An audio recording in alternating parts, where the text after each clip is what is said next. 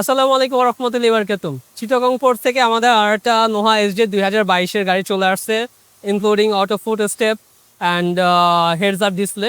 So fully loaded আরেকটা গাড়ি কিন্তু আমাদের পাবনা শোরুমে চলে আসছে। আমাদের প্রতি সপ্তাহে দেখা যাচ্ছে যে ভক্সি অথবা নোহার যে 22-এর যে এসজেড প্যাকেজটা আছে, দুইটা বা একটা ইউনিট কিন্তু ডেলিভারি হচ্ছে। সো দেখা যাচ্ছে প্রতি সপ্তাহে নতুন নতুন ইউনিটের আপনারা ভিডিও পাচ্ছেন। এই গাড়িটা আমরা পোর্ট থেকে নিয়ে আসার পরে এখন শোরুমে তোলার আগে জাস্ট শোরুম কন্ডিশন করার আগে কী কী প্রিপারেশন আছে সেটা আপনাদেরকে দেখাচ্ছি একদম ট্রান্সপারেন্টলি।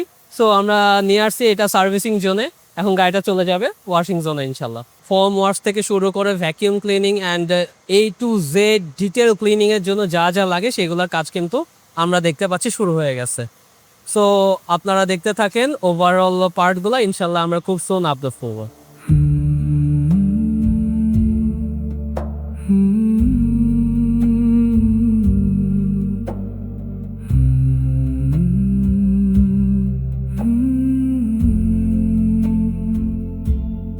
তো আমাদের গাড়িটা মোটামুটি ওয়াশ হয়ে গেছে, এখনো ভেতরে আরো অনেক ইন্টেরিয়র পলিশিং এর কাজ বাকি আছে। ব্যাপারটা সম্পূর্ণ এখন একদম ইন্টেরিয়র A to Z আমরা ক্লিন করে এরপরে কিন্তু গাড়িটা আপনাদের জন্য আমাদের শোরুমে নিয়ে যাব, যেন আপনাদের কোনো কমপ্লেন না থাকে। ইনশাল্লাহ আমরা চেষ্টা করবো কমপ্লেন না রাখার, কিন্তু 100% তো অ্যাকুরেসি কারোর পক্ষে করা সম্ভব না।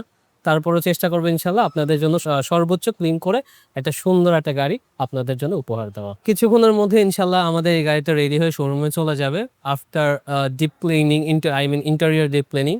এরপরে শোরুমে যাওয়ার পরে ঠিক যখন আপনারা গাড়িটা কনফার্ম করবেন, এক্সটেরিয়র পলিশিংটা কিন্তু তারপরে হবে। এর আগে কিন্তু আমরা কোনোভাবে এক্সটেরিয়র পলিশিং করব না। সো যেন গাড়ির অকশন শিটের সাথে মিলাই রেখে যেন আপনারা গাড়িটা বুঝে নিতে পারেন ইনশাল্লাহ।